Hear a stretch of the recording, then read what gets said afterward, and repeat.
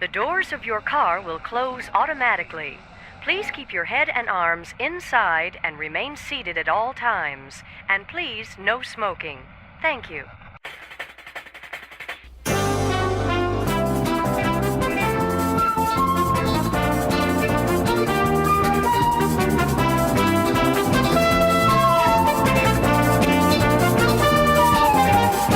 Matterhorn Matt presents Matterhorn Mondays. Hey there, Mountaineers! Welcome to episode 3 of Matterhorn Mondays. I'm Matterhorn Matt, and this week my guest is Alex the Historian. Say hi, Alex. Hello, everybody. And he has his own YouTube channel, so for the new viewers listening, why don't you go ahead and explain what kind of videos you make? Sure. Well, my channel has 3 different shows on it. The most popular one is my lecture series, where I go through each ride and talk about its history all the way up until today. And I have another show that I talk about my thoughts on projects and things happening at the Disneyland Resort. And finally, the last one is my vlog series, where I go into the park and point out places or items of historical interest. Yeah, guys, he makes a really great videos, so if you aren't already subscribed to him, I definitely recommend you going and giving him a sub. Let's see, this week's topics are little-known things to do at Disneyland, what to do with Toontown, and how Disneyland stands out from the other parks. So, actually, Alex, are you recording your audio too? Yes, I am. Okay. Just making sure, because my internet's crappy today. Alright. So, to start things off, we're gonna talk about smaller known things to do at Disneyland, things that the newcomers wouldn't normally think to do, and I'm sure Alex has a whole bunch of things to do since he's a Disneyland historian, professional historian, so that didn't come out the right way, but I don't know about professional historian, but yeah, I am very much a Disney historian. Okay, well, some cool things to do. For one thing, like I recently did in a recent vlog, is Tom Sawyer's Island. Mm-hmm. A lot of people actually, on their first visit to Disneyland, do not go to Tom Sawyer's Island.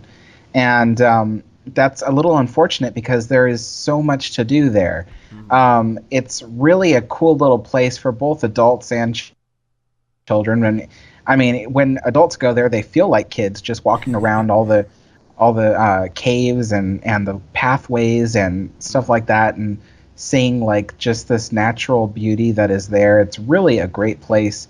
So that definitely is one place on the top of my head that I think gets really missed out by people going for their first time. Mm-hmm. And I think I know the exact reason why a lot of people skip out on Tom Sawyer's Island. I'm pretty sure a lot of people think that it's just for kids and that there's really nothing for adults to do, which is half and half kind of true. I mean, it's for kids, obviously, but there are a lot of things that adults can do there, too. I mean, adults can climb into the caves there with their kids if they have any, and it's still a great time if you're not a kid, Yeah, I mean, just exploring the island is just really cool. Just walking around and seeing Castle Rock and seeing, the fort and all of that. And then, Tom and Huck Finn's treehouse, which you can't get up there anymore, but it's still cool to see it from ground level, Mm-hmm. Really cool stuff. Yeah, and there's some really awesome views also from Tom Sawyer's Island. I remember the last trip I went to Disneyland, I went to Tom Sawyer's Island to specifically get a view of the new edge of the river that they were constructing. This was before the Rivers of America was reopened, but really great views from Tom Sawyer's Island also. Mm-hmm. And I think that I was gonna say I think that another reason why people don't go there is because they don't see how to get there. Yeah. Seeing like the rafts are not around. Well, I mean they don't see the rafts is what I'm trying to say. Mm-hmm. And I mean, yeah, Tom Sawyer's Island is a really cool place to go. I just wish that Fort Wilderness, is that what it's called? It's not called that, is it? Yeah, yeah, it's called Fort That Wilderness. I don't know why I was mixing that up with something else, but I really wish that was open. I never got to experience that when I was a kid, and it seemed like a really cool place to go. Yeah. Maybe one day in the future, Disneyland listens to this podcast and decides to reopen Fort Wilderness for all of the diehard Tom Sawyer Island fans out there. Psh, they better. God, I always want to go into that fort, but it just taunts you, it just sitting there closed, you know? Yeah, and it's really kind of, well, I guess I was going to say it's kind of strange that they just kept the structure there, but I can see, they probably did it to disguise the employee break rooms or whatever is they're using it for, so it just doesn't look like a generic building. Hmm. And let's see, I have one I have one little small thing to do. Let's see. When you're walking to Critter Country, past Splash Mountain, there's this maybe it's not past Splash Mountain. It's by the Haunted Mansion. There's this restaurant off to the right side on the shore of the river, right next to the Columbia. And Alex, I think you ate there in the previous episode of yours. But if you just keep walking past that little path on the right, there's this really great spot where it's like kind of secluded, and you can look down and see the people right as they come out from the drop of Splash Mountain, and you get to see like their reactions for when they get blasted with the water. And I just think that's a really fun little, nice and secluded place to have a good laugh at the guests. Oh gosh, that's a great spot. You picked a good one. Yeah, that's a really awesome spot because it's over by Harbor Galley restaurant. That's what it's called. And yeah, and you can look out over the little Fowler's Harbor, and sometimes they have the Mark Twain Park there or the Columbia. So it's kind of cool to see those ships up close. And then when you go up to the pathway, yeah, you can see the bottom of the last drop of Splash Mountain there. And it's really cool to watch the people or just like stand there and like see the island from there or look out over the ships that are sailing along the river. It's a really great little spot. Yeah, and it's like peaceful too, because not a lot of people know about that spot. There's like hardly anybody ever there, at least when I ventured over into that little area.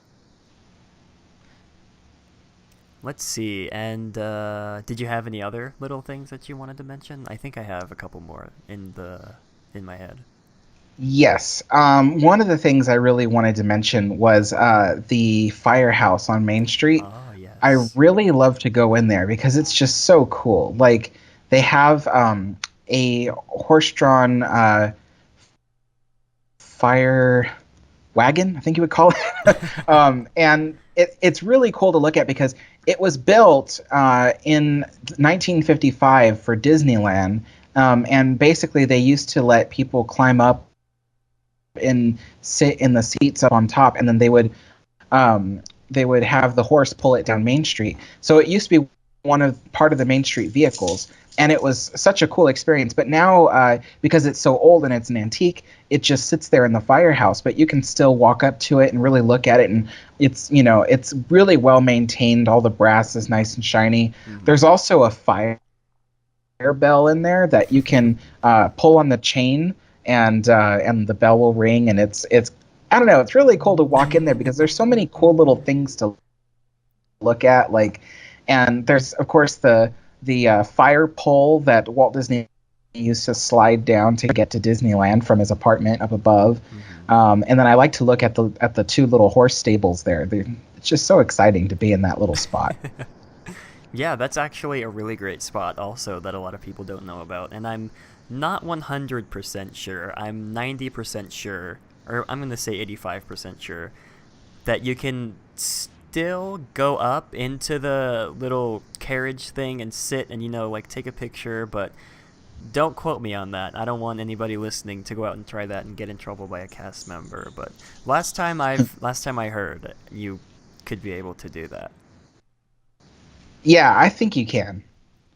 Okay, but just a disclaimer, nothing we're saying is 100% true. So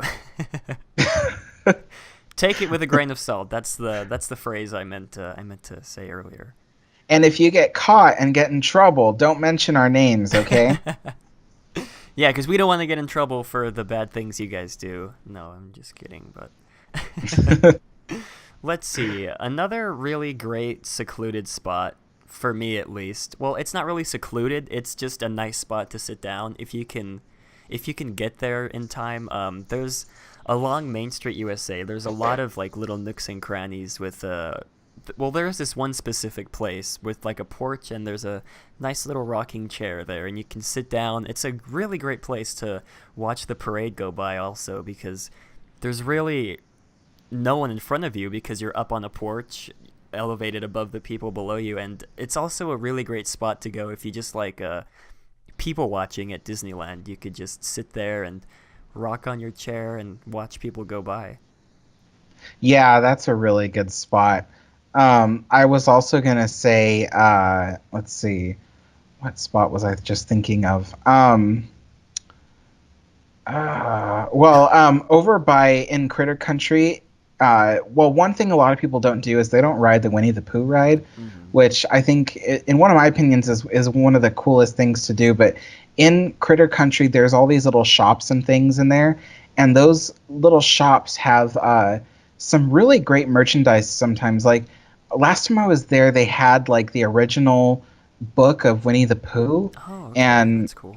Yeah, and they have like cool little like Winnie the Pooh themed merchandise and like stuff. So it's a really cool place to shop. And I was trying to think of what other merchandise they have there that I don't know.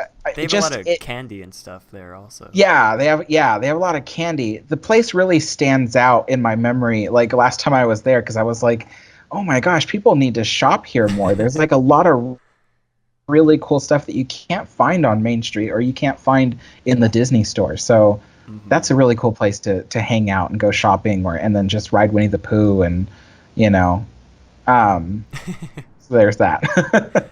I remember my last trip. We got off Winnie the Pooh and we were waiting, I think, for our Fast Pass for Splash Mountain so we could ride it. We were waiting for the return time to come. And we sat right at the exit of Winnie the Pooh, in between the entrance of that shop that you were mentioning. And I don't want to say forced, but I was forced to listen to the loop of the Winnie the Pooh theme song for, I'd say, a good 20 minutes. And once it's in your head, it's really in your head, because I couldn't stop humming the little Winnie the Pooh, theme song or whatever after that. So if you guys really like that song, you should just take a seat over there, and you can listen to your heart's content. Oh gosh. I have, unless it's your turn, I have another one. Let's see. I think I have a couple more. Another really great spot for me. This is really turning into small, secluded places to sit in Disneyland rather than little-known things to do, but that's okay. I like sitting alone. Well, I guess not alone, but I like sitting places that are peaceful in Disneyland. But let's see. Another really great spot is also on Main Street, and it's off to the right side where the lockers are at. There are some tables there, and there's like a fruit stand, and it's right in between the Starbucks, I believe. And it's also like a really small, secluded place, because not a lot of people actually go into that little, I guess it's like an alleyway, to sit down, and you can sit and enjoy a nice Coca-Cola or coffee from the Starbucks, or get some fresh fruit, because who doesn't like fresh fruit from Disneyland? Am I right? Right. Let's see. Did you have something else that you wanted to mention? Yes, and I think this one beats them all. Okay. Okay, so one little known thing you can do at Disneyland that a lot of people don't know that you can do at Disneyland is walk up inside the castle. Oh, yeah. And so that is the Sleeping Beauty Castle walkthrough. And basically, it's a walkthrough story of the Sleeping Beauty story, like the movie. trying to think of what I'm trying to say here. And basically, they have like these little dioramas set up throughout the whole thing, and it's located inside Sleeping Beauty Castle. So you can take the stairs and go up into the second floor, and then and just follow along the dioramas, and it shows you different scenes from the movie, and it's done really, really well. They have some really cool special effects in there. It's also a great place to kind of walk through when it's a hot day and you just need some AC, and you need something to do. It's a great place to do that. And like I did say, there are stairs because you have to walk up into the second floor, but there is an alternate experience for people who can't climb stairs. And it's basically like if you go through the entrance of the castle and go into Fantasyland, it's on the right-hand side, on the bottom floor of the castle. There is a little door that leads into the alternate experience. And in there is a computer-generated walkthrough of the Sleeping Beauty Castle walkthrough. And so you can kind of sit in there. It's a nice little room. It's like very nicely medieval decorated, kind of Sleeping Beauty decorated as well. I mean, I guess you have to say the same thing. It's happened in the same time. But nicely decorated, and there's a big video screen that shows you kind of like a walkthrough of the whole thing, and it stops by each diorama so you can see what each diorama does. And it's a great little alternate experience if you can't climb the stairs. Oh, that's super cool. I didn't know that they had, like you said, an alternate experience. I know they have something like that for the Finding Nemo submarine voyage, but I've never done that. I have. I've been in the alternate experience for Finding Nemo, and that one's kind of cool. Oh, I think I've seen like one picture, but I don't know anything about it. In my opinion, I would rather do the alternate experience for Nemo than to actually be in the subs. Okay. Only because of my horrible experience of being in the subs. Oh, yeah. If you guys don't know about Alex's experience in the submarines, go back a couple episodes and you'll find him talking about it. I don't want to make him reminisce through those memories. Yeah, I have to remember all the horrible stuff that happened. Oh my gosh. Let's see. I think I had one more, and this isn't really, quote, little known things, but I don't want to say a lot of guests, but some people don't know that you can ride the vehicles on Main Street, and I think riding in the fire wagon, or whatever it's called, the fire truck thing, down Main Street is one of the coolest things you can do, because it's like you're being chauffeured to the hub from Main Street, or vice versa, and it's just a really great way to just like sit down and relax if you've been walking a lot, unless it's like sunny outside. But you can also go on the omnibus, which is a really, really, really awesome thing to do. If you get on the second floor of it, you can look down on all the guests and just see really awesome views, in my opinion, of Main Street. Yeah, that's my favorite vehicle to be in, actually, when I go down Main Street, is the omnibus, because it's a 5/8 scale bus. So it's a double-decker bus that is 5/8 scale, so it's really tiny, and it's kind of cool to climb the little stairs up to the second floor, and and like sit in the benches and just watch Main Street go by. Mm-hmm. My personal favorite is the fire truck, and if you guys ever get the chance to ride the fire truck in Disneyland, look out for a cast member who drives it. His name is Ken, and he's the sweetest old man you will ever meet. I'm being 100% serious. Look out for Ken on your next vacation to Disneyland, driving the fire truck. And I think sometimes he conducts or works on the train too, so shout out to Ken. He's awesome. Yeah, I would say the other thing too about the Main Street vehicles is being on the horse-drawn streetcar. That is another one of my favorite experiences. I'll just hop on there anytime and just like take because it's kind of cool to be pulled by a horse, like I don't come from a background of being around horses at all. So like for me, just being on the streetcar, being pulled by a horse down Main Street is like just one of the coolest experiences. I know a lot of people will be like, what? That's, or like some people will be like, oh, it's just a horse. It's just, there's the thing about these little known facts or things to do at Disneyland is all about the experience. That's why we decided to mention it in this episode. And one thing that I love to do especially is ride the Mark Twain riverboat. Oh, yes. And it's just funny because some people don't get it. Like I heard a guest one time say like, look at all those people on that boat just to be on the water.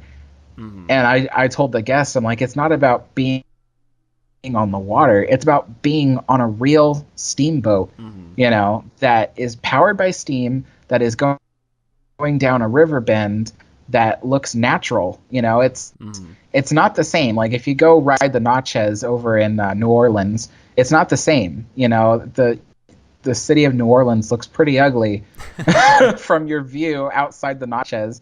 And so it's about being in Disneyland, being in this magical, beautiful place and riding this glorious steamboat or climbing up into the castle or riding one of the Main Street vehicles. It's just these cool little experiences that people don't usually do.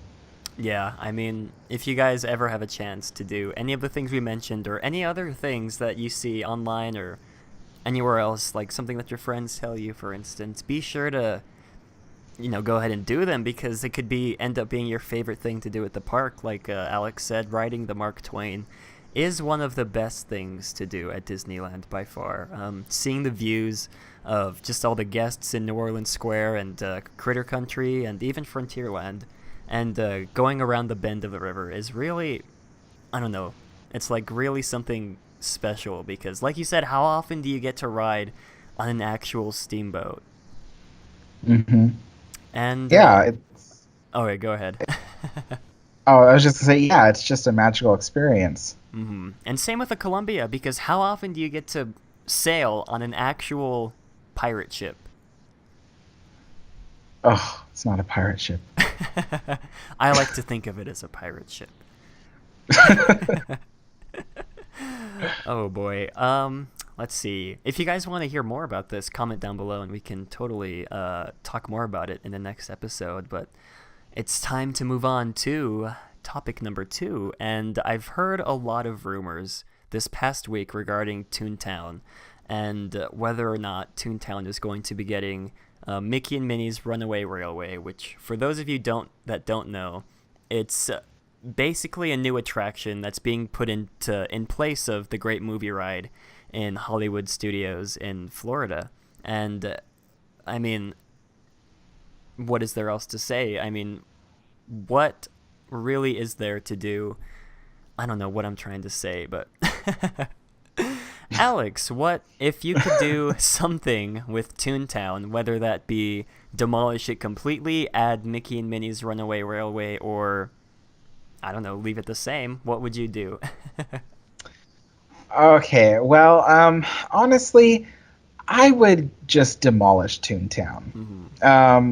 And, now you hear the music, dun, dun, dun. But, it's just, to me, Toontown is just really old and outdated and just, I don't really think there's too much you can do with it. Even if you do that Mickey and Minnie's Runaway, what is it again? Runaway Railway. Runaway Rail. It's really hard to say. Runaway Railway. That would require like at least demolishing half of Toontown anyway, just to add that in there. But what I have always been saying that I really like to see them do is demolish Toontown and then in its place build like a Beauty and the Beast land. So there'd be like a small dark ride that would take the place of Roger Rabbit's cartoon spin, and it would be a dark ride based on the Beauty and the Beast animated feature film. And then the rest of the land, like where Mickey's neighborhood used to be, I would have like like a little restaurant or something, not like the one at Florida, maybe something a little different, maybe something like Gaston's Pub, like, but it's uh, a table service, or if they could fit that. But I don't know. Table service tends to be like a bigger restaurant, but maybe at least like a counter service restaurant. That would be really cool to have there. And I would just really like to see a little Beauty and the Beast land, So I've been saying that for a while, I know, but it's something I really want, And it's not like they have to get rid of Toontown altogether, because another thing I was saying was, why don't they get rid of the Fantasyland Theater and then right alongside the Toontown Depot build a little Toontown street where you can still visit Mickey, Minnie, Donald, and Goofy in their houses, but just on a smaller street that doesn't take up a whole 5-acre piece of land, So that's my idea. Yeah, I mean, I don't know, this is really tough because Toontown is kind of weird for those of you that don't know. I mean, when it first opened, it had the trolley, which of course it used to actually run on the track, and now it just sits there, doing nothing. I don't know, they really took away a lot from Toontown throughout the years. I remember they took away the bounce house in Goofy's house thing, whatever it's called, and they took away it was like, I don't remember what it was in the Chippendale's house. It was like a jungle gym or something, but I mean, it's really weird because I don't think the Imagineers would want to get rid of Mickey and Minnie's house. I feel like they'd want to keep like a dedicated place to meet those two characters, and what Alex said, having just that one little street would be a really great idea because it wouldn't take up as much land as Toontown, like he said, and you'd still be able to visit, possibly, walk through Mickey and Minnie's house. And in my opinion, walking through their houses is half of the experience. You get to see where Mickey lives and see his movie barn, and I don't know. I just think that part of Toontown is really cool. And yeah. Yeah, no, I agree entirely. Like, people, like, one of the coolest experiences is being, walking through Mickey's house. Even though I don't go through Mickey's house very often anymore, every time I do, it's like a magical experience. Just kind of seeing this animated world that Mickey lives in, and the little pictures on his desk, and and his garden. Oh yeah. In the backyard, it's just really cool experience.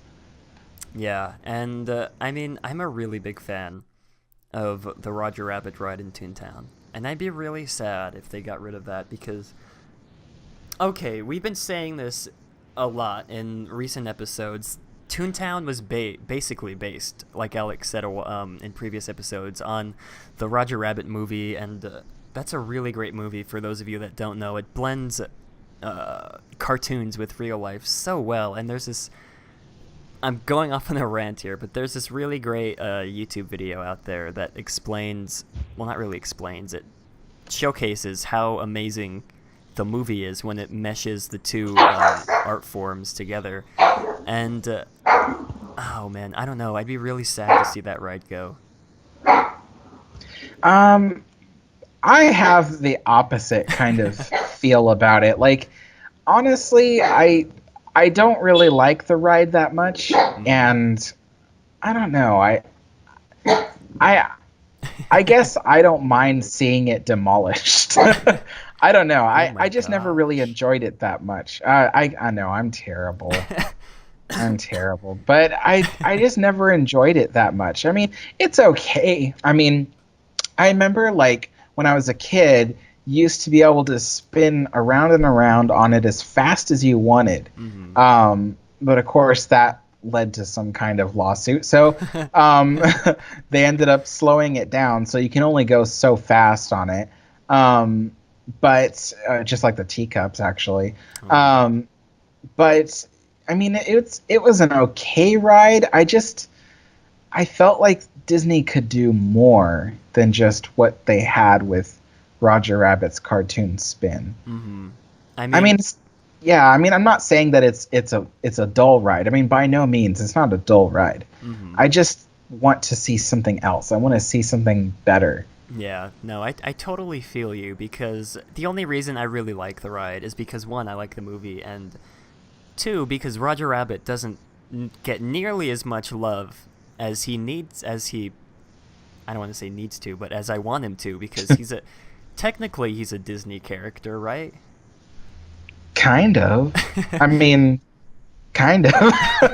I mean, he's kind of a Disney character, but I feel like he got more recognition way back in the day when the movie first came out, and now it's like, I've never seen a Roger Rabbit walk around character like in real life, you know? I mean, sure, I've seen some back in YouTube videos from the 1950s. Actually, not that far back. Back when that movie came out, I'm sure they used to have the walk-around characters, but I've never personally seen a walk-around character of Roger Rabbit, and I'd really like to meet him because he seems like a cool character to meet. Like a cool dude. Yeah, like just a real slick dude. Yeah, I've never seen Roger Rabbit in the parks myself either. And it's like we were just saying is that not many people have even seen the movie anymore. Mm-hmm. It's not one of those movies that it's okay. It's not like it. What am I trying to say? It's a good movie, and it will withstand the test of time. Mm-hmm. But the thing is that its popularity isn't allowing it to withstand the test of time because not many people know about it or have seen it. It's just not one of those movies that like every kid goes, "Oh, I want to see this," and that's unfortunate because it's a really good movie. But Toontown itself, because of the fact that the movie isn't as popular anymore, that's what makes me kind of say, you know what, let's just get rid of Toontown and just save the real Disney part about it, which is the character houses. Mm-hmm. That's the only thing that people really remember anymore anyway. I never have heard people like leave Disneyland and go, "Oh, what was really cool was, Roger Rabbit's cartoon spin." Uh-huh. I never hear people say that. They always say, "Oh, Indiana Jones or Star Tours." As much fun as you might have on Roger Rabbit, I don't hear many people talking about it besides you, Matterhorn Matt. I may be one of the only sole remaining fans of Roger Rabbit's cartoon spin, but I will stand by my word that I like the ride. And I mean, I can see why a lot of people don't like it. And Toontown as a whole, I mean, Toontown for me as a whole is really just cheap, I feel like, because it's a lot of basic paint, blue, red, green, all that, and it's like the cartoony imagery doesn't really look good now. I'm sure it looked fine back when it opened, but it's really just kind of degraded over time, and Disney hasn't really kept up the maintenance as much as I'd like them to, and it's just, I don't know. I don't like Toontown that much. Yeah, I think... Oh, excuse me. Oh my gosh. Toontown's already making him fall asleep, guys. You know what? I'd have to say that so far both you and me are not not fully awake right now. No.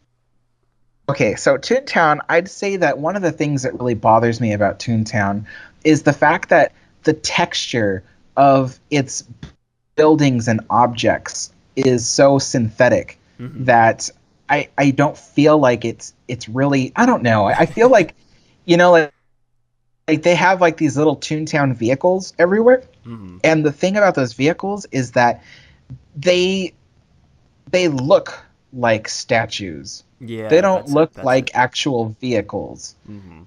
Like there's something about it that I mean, I get that they're supposed to look cartoony with like flat tires and stuff like that, Hmm. but like they look like they're made entirely out of plastic, Yeah. and it's just not it doesn't feel that immersive to me like Toontown. Everything just feels so plastic and so fake. And I mean, even a lot of the plants in Toontown, like some of the plants that are like kind of weird, like the flowers and stuff like that, Hmm. those are made out of like plastic or something. Because they're supposed to be like really big flowers or something. That's over Hmm. by Goofy's house. But anyway, the point is that Toontown feels really synthetic to me, and that's one of the things that really bothers me about Toontown. I totally understand what you mean, and a really big part of it for me is the fact that everything in Toontown looks like it's sticky. I don't know if anyone else has experienced that, but I feel really wary to touch things there because I know a lot of kids have been touching everything there, and it just feels like if I touch something, I'm gonna like catch a cold or something. I don't know. It just feels. I don't know how to explain it, but everything there just feels like I said, just like really, really sticky and icky, germy. That's the word, germy. I don't think that's a real word, actually. Nonetheless, I feel like it's gross.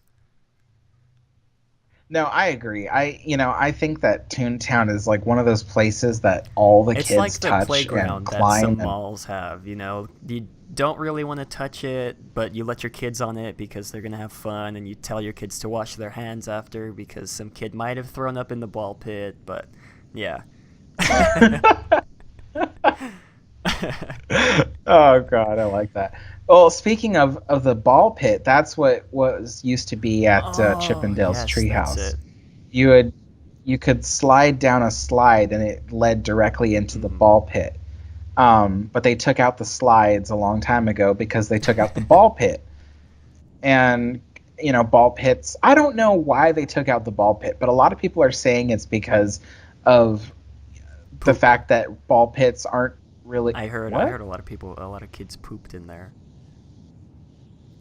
Oh, that's gross.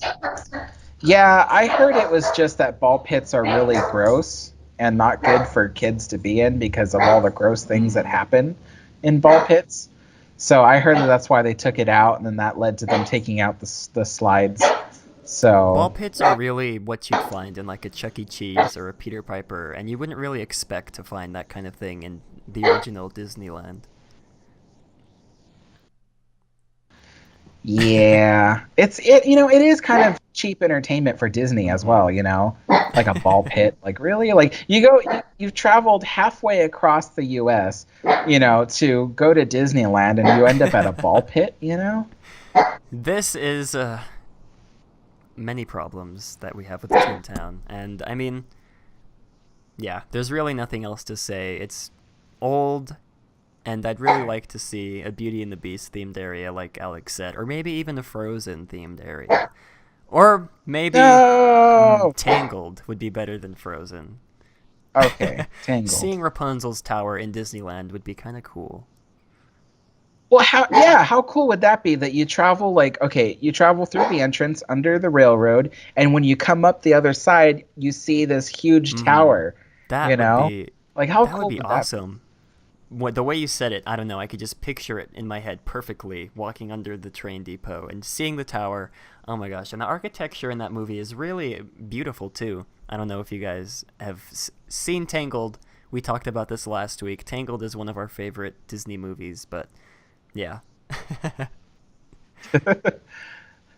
Well, I'm really good at describing things. People really get pictures in their head from the things that I describe. Good thing So, Alex is here because he can paint the picture for you guys if I'm not doing a very good job. yeah, even like if you've had like a horrible experience at a restaurant, I could totally paint the picture for you to get you to imagine all the gross Hmm. things at your horrible experience at a restaurant.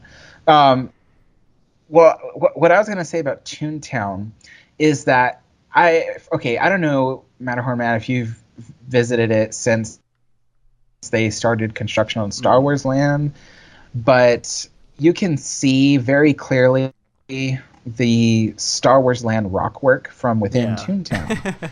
And yeah, and it's like they need to do something about that. And I have a feeling that Disney is not going to, because they have future plans for Toontown.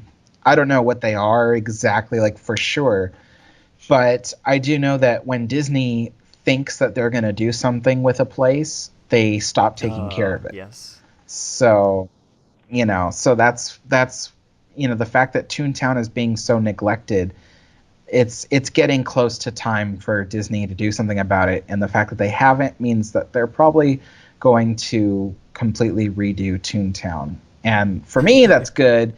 But I know a lot of people are going to miss Roger Rabbit's cartoon I mean, spin. theoretically, And they could keep the ride. I guess. I mean, of course, it'd be out of place wherever, whatever ends up being built around it, but they could. There's a small chance that they could keep the ride.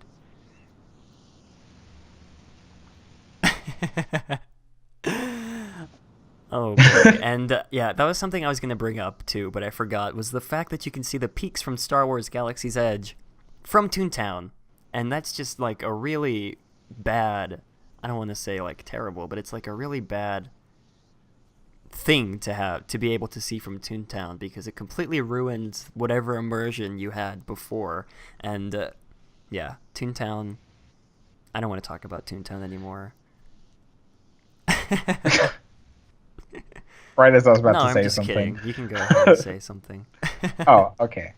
Well, I was going to say, I think this is one of the last things I'm going to say about Toontown, because otherwise this has just turned into a huge rant against Toontown. But basically, I was going to say that one of the other problems with Toontown is that there's only one way in and out. And Toontown needs a second entrance, so that way, like, there's better crowd flow and stuff like that. Otherwise, it's like you go in and Toontown is one giant dead end, and you have to turn around and go back the way you came. The only thing that I like about Toontown is the goofy water, because it is like so awesome. It is like ice cold, and it like gushes out of the fountain. So I'm gonna go off topic for just a second. The last couple visits to Disneyland, I've noticed that in a few select water fountain areas, the water, like say when I'm trying to fill up my water bottle, the water comes out really cloudy. Have you noticed that? Not at Toontown. Toontown? There's this one water fountain in right across from the restaurant on in New Orleans Square. I can't think of the name, but there's like a little water fountain. There's like one big one, and it has like a smaller one built into it. And I remember I sat there for 45 minutes waiting for Fantasmic to start, and I was watching all these families come and fill up their water bottles, and I was just seeing the water. It just looked really cloudy, like. Wait, it wasn't the water. It wasn't at the restaurant, was it? You're talking about French Market? It's right. It's the restaurant that's right next to the Golden Horseshoe in New Orleans Square.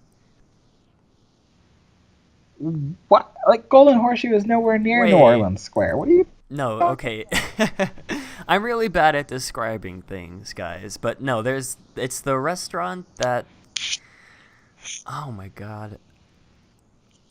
I don't know. It's one of the restaurants that's in New Orleans Square, and there's a water fountain there, and the water comes out really cloudy. Okay, I was gonna say, because when I worked at French Market restaurant, we had a little fountain that was right behind. It was for bussers, but I'll tell you why it was for bussers. Was because it wasn't a drinking fountain. It was a sanitizer fountain. And it looked like a little drinking fountain. And we refilled our buckets of sanitizer with it.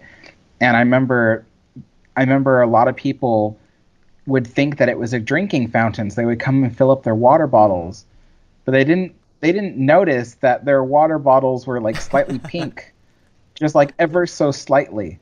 Like they were like, wow, this water's really cloudy. And I'm like, that's because it's not water, that's sanitizer. And they're like, what?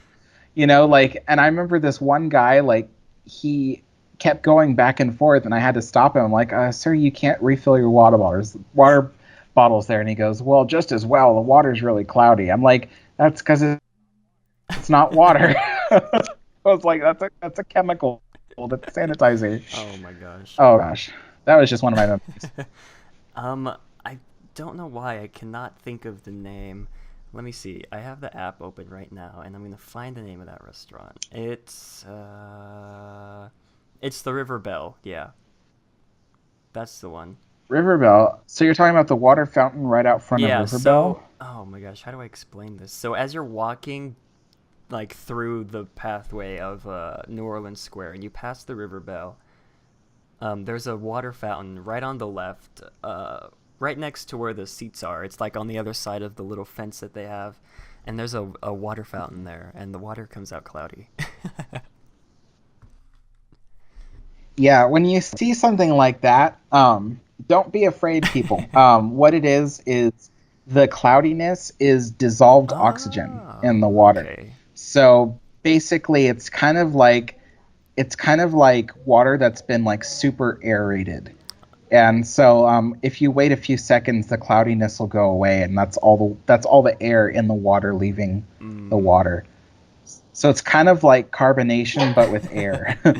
Well, all this time I thought I was drinking gross water, but thank you for reassuring me that it wasn't. I'm sorry for scaring any of you out there who were thinking, oh my gosh, did I get some sort of disease from this water fountain? But it's all good. All right, enough of Toontown. Let's get on to the third topic, which is a topic that Alex brought to my attention at the end of last week's show, and it's how Disneyland stands out from all of the other Disney parks worldwide. And why don't you go ahead and start us off, Alex?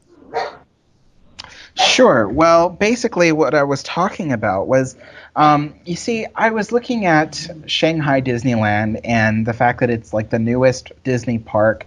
And I was looking at it and going, well, it's a really great park, but you know what it's really missing is that special classic feel. The feel of, it's the park is brand spanking new. But it's missing the stuff that makes the park feel old and classic. And that's what makes Disneyland stand out, is the fact that Disneyland is a combination of brand new attractions and really old attractions. And so like you have things like, Peter Pan's Flight, that's pretty old. The one that we have dates back to the 80s, but nevertheless, it's an older attraction. Jungle Cruise feels really old and really like lived in. It's really neat. And the thing about Disneyland is it looks brand new, but at the same time it doesn't feel brand new. It feels like it's been perpetually in existence for a long time. Yeah. You know what I mean? It's a feeling hard to describe, but when you walk into Disneyland, you can feel it. You can feel its age, the fact that it's been there for over half a century, and that so much has happened there. And so the other things that I wanted to mention, because it's not just rides that make the park feel older, it's, let's say, the trees, for instance. The trees are so huge and so overgrown that the park feels really like majestic when you see all these giant trees everywhere.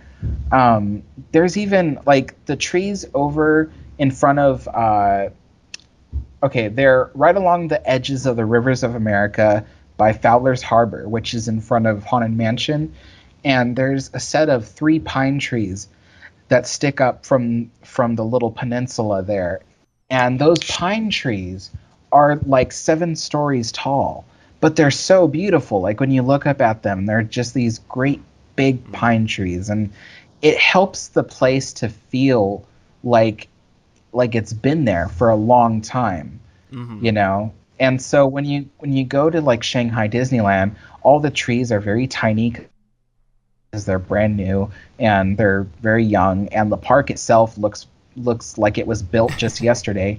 It feels nice and Disney-like, but it doesn't feel classic, and that's the thing that is missing. I think that's the thing that Disneyland has that a lot of other Disney parks don't. Yeah, and one thing I wanted to bring up about Shanghai Disneyland was the fact that it doesn't have a quote railroad. I mean, it has the train out up front, but it doesn't go actually move around the park, and that I feel like that's one of the things, at least for me, that really, I don't know, that just doesn't feel right. You know what I mean?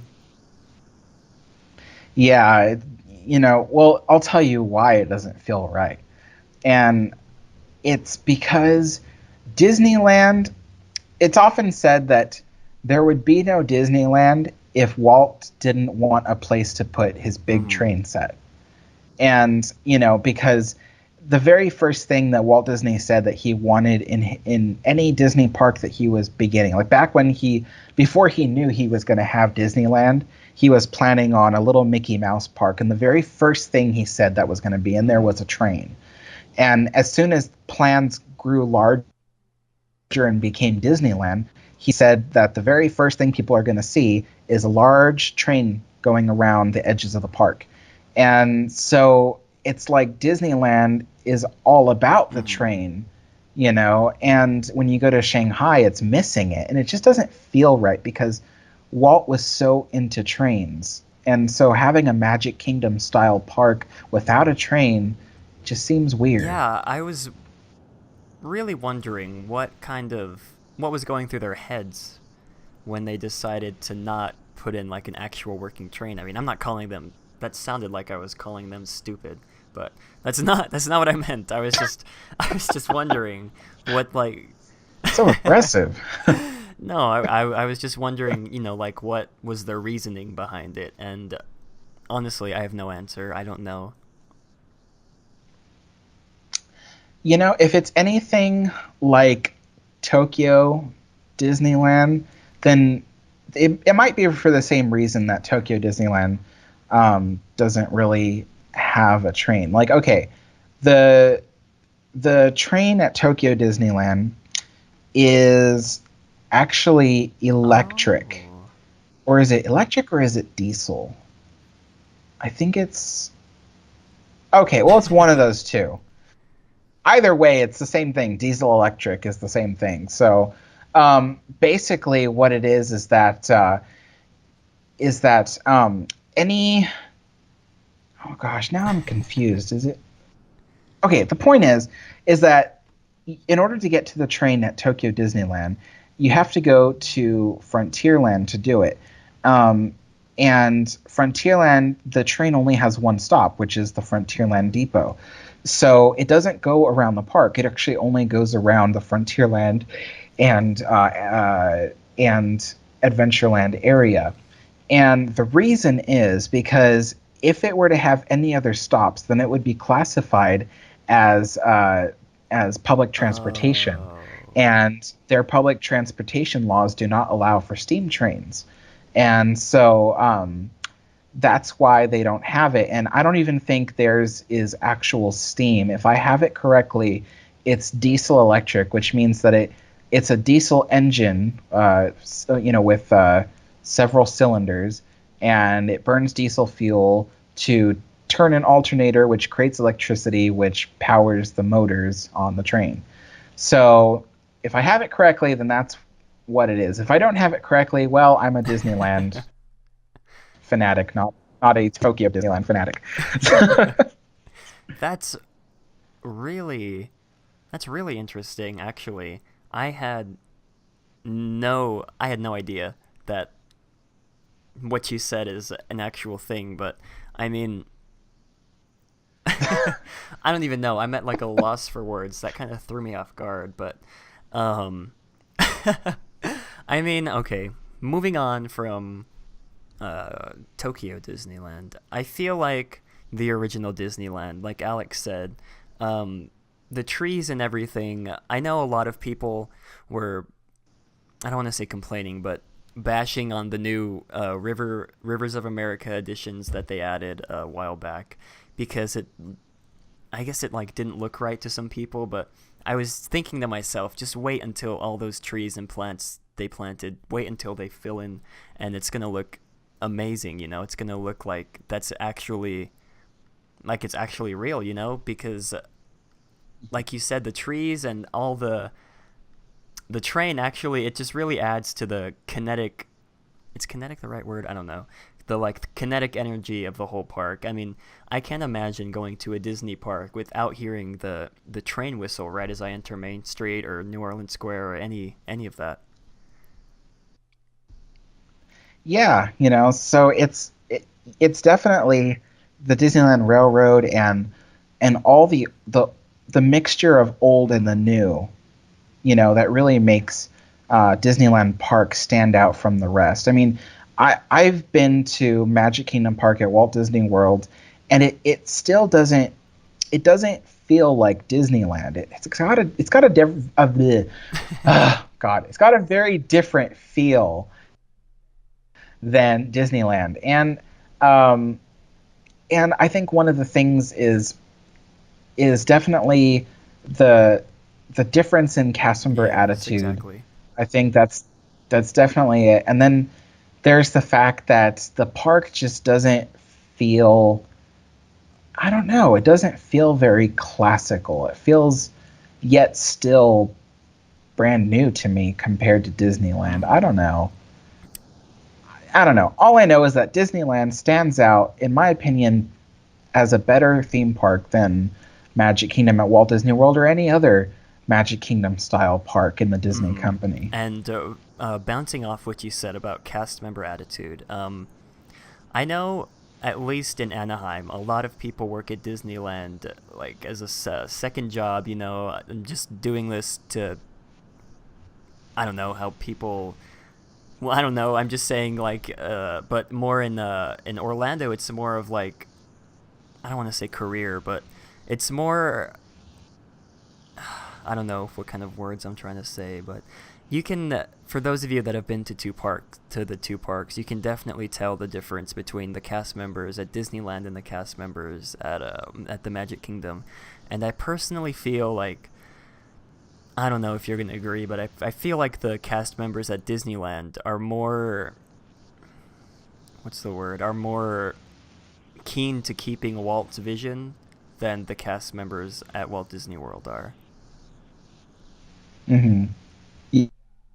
Yeah, I would agree with that, because even from the cast members that I've met working there at Disneyland myself, a lot of them were dedicated to Walt's legacy. And a lot of them were there because of Walt Disney and because they wanted to be part of the Disney company. As far as I know, a lot of people that are at Magic Kingdom are there because it's just their summer job or something.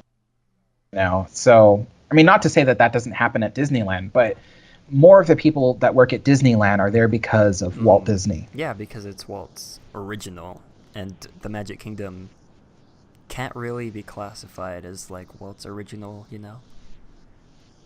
Right. And one of the things I've noticed that really sets Disney apart, or the Disneyland apart from, say, the Magic Kingdom, is that, at least to me, Disneyland is more PG-13 and the Magic Kingdom is more family oriented. I think I've mentioned this on a couple podcasts back, but with Disneyland having rides like the Indiana Jones Adventure, which is kind of, like I said, a PG-13 ride, and the Magic Kingdom doesn't really have any, I guess, like thrilling rides like that. It just really sets the whole mood for the park, you know what I mean? Oh yeah, I totally agree. Okay. I thought you were gonna continue on after that. Oh. No, okay, I'm sorry about that. I was just like, I didn't know what to say because you just went silent. So I was like, okay, well, I totally agree. Okay, that was funny. Okay, so, well, what I was going to say, I guess, is that it's totally true that, there's a different kind of thrill that exists at Disneyland when it comes to having the Indiana Jones adventure, or when you have like for instance Star Tours, and I'm trying to think of another one that kind of makes Disneyland a bit more I don't know. But Disneyland definitely feels more like it's geared towards different ages, because there's so many things to do. But Magic Kingdom does feel more like it's geared towards younger kids, which I think is kind of weird, because Walt Disney was all about, making everything, for the family. So it is kind of weird that Magic Kingdom does feel kind of more G-rated, I was also going to say that I think another thing that makes Disneyland kind of stand out and makes it so different from Magic Kingdom is, well, the feeling of its sheer size. Like Disneyland, it doesn't feel as big as Magic Kingdom Park, but there's something about that. There's something about the fact that it doesn't feel so huge, that it feels smaller, more compact, and everything is closer together. All the buildings are 5/8 scale. This goes into something I was going to mention too, was that a lot of the buildings at Magic Kingdom in Florida are full scale size buildings. So they're designed to look big and grand and huge, whereas Disneyland's structures are all designed to be 5/8 scale, to look smaller than real size, and not to be so what's the word? Well, basically not to tower over you and not to feel so grandiose. So, like, for instance, a lot of people wondered why Walt didn't build Sleeping Beauty Castle much bigger, because he could have. But he didn't, because he wanted a castle that when you looked at it, you didn't feel intimidated. It felt friendly. It felt approachable. When I went to Magic Kingdom at Walt Disney World, the castle there did not feel like that at all. Yeah. It felt so large and grand, and I don't know, it didn't feel cute. It didn't feel storybook-like, you know what I mean? And I think that's what makes Disneyland so great, is its size. The fact that it's small, the fact that everything is compact, and all the buildings are 5/8 scale, and the castle's small, it makes everything feel cute and storybook-like. Yeah. So that's I totally get what you're saying, and I agree, but I'm going to say also that I really enjoy the fact that in Walt Disney World, all the buildings are built full scale. I mean, I understand why they did it, because of course they had way more space to play with than Walt Disney had originally when he was building Disneyland. But I don't know, there's just something about the architecture in the Magic Kingdom that I don't know, it just looks really beautiful, at least to me. And I mean, like you said, I agree with the fact that the castle in the Magic Kingdom is super intimidating, because I don't know, you can't really explain that. You have to like experience it firsthand. But but I mean, that's just what I was gonna say. Yeah, we're both trying to continue on the same thought, but I think we're all like half asleep as we're talking. So yeah, it's definitely something. If you've been to either of these parks, you'll know what we're talking about. There's definitely a difference in the way that it feels, a difference in the way that it looks. I mean, there might be a lot of similar attractions. I mean, Magic Kingdom has Splash Mountain, Haunted Mansion, Pirates of the Caribbean, Jungle Cruise, has all of those. But it feels different. They have a different like texture to the way that they are. It's one of those things that you can't describe, and the only way that you can explain it is in a few physical properties, such as the size of these buildings, the design and stuff like that. But I mean, really, it extends much further than that. Disneyland is Walt's park, and that for one thing says a lot about what Disneyland is and where it fits in the lives of people like me who like to visit Disneyland and are so attached to it. And I, for one thing, I don't know if a lot of people know this about me, but I'm actually very biased. The only Disney park I truly love is Disneyland. I've been to Walt Disney World and been to all the parks there, but every Disney park I've ever visited, I've always liked Disneyland the most. So, yeah. Yeah, I mean, I agree with you. Disneyland is the original, and yeah, I like it better than any of the other parks I've been to.